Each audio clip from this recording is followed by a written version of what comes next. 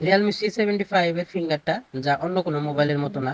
তো এই পর্যন্ত যে কটা মোবাইলের ফিঙ্গার আছে তার থেকে একটু ভিন্ন রকম, কারণ এটা বডির সাথে লাগাই দিচ্ছে ফিঙ্গারটা।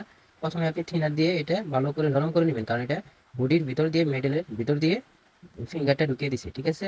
তো আপনি যে টান দেন হালকাভাবে বা জোরেও যদি টান দেন এটা ছিঁড়ে যাওয়ার সম্ভাবনা আছে, কারণ এটার মধ্যে আঠা দেওয়া দুই পাশে।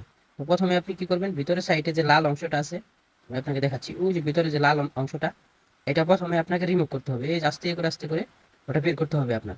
যে লাল অংশটা ওটা হচ্ছে একটা ক্লিপের মতো, একটা প্লাস্টিক দেওয়া।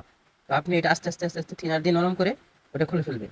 খুলে ফেলার পরে আপনার ওটা আস্তে করে আর একটু থিনার দিয়ে নরম করে পরে আস্তে করে ফিঙ্গার ধরে টান দিবেন, দেখবেন ওটা বের হয়ে যাবে, কারণ ওটা মিডলের ভিতর দিয়ে দিচ্ছে, যা আজ পর্যন্ত কোনো কোম্পানি এরকম ভাবে দেন। এই যে দেখেন আস্তে বের হয়ে আসছে। তো এটার মধ্যে প্রচুর আঠা দেওয়া থাকে, এই যে দেখেন, এই যে এই পাশে আঠা দেওয়া, ওই পাশেও আঠা দেওয়া থাকে। তো এই ক্লিপটা খুলে তারপর আস্তে নাড়াচাড়া দিলে তো বেরিয়ে আসবে, এই যে সুন্দরভাবে বেরিয়ে আসছে, কোনো ঝামেলা নাই এবং ফিঙ্গারটাও ছিঁড়ে নেই। রিয়েলমি C75 একমাত্র রিয়েলমি C75 এইভাবে ফিঙ্গারটা দিছে, একটু কঠিন আর কি, ঠিক আছে। ফিঙ্গার এবং